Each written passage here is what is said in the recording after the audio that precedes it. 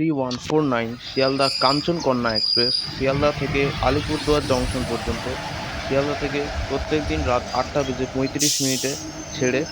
New Alipurduar junction পৌঁছয় পরের দিন দুপুর 12:35। শিয়ালদার পর এই ট্রেনটি বিধাননগর রোড, দক্ষিণেশ্বর, কামারকুণ্ডু,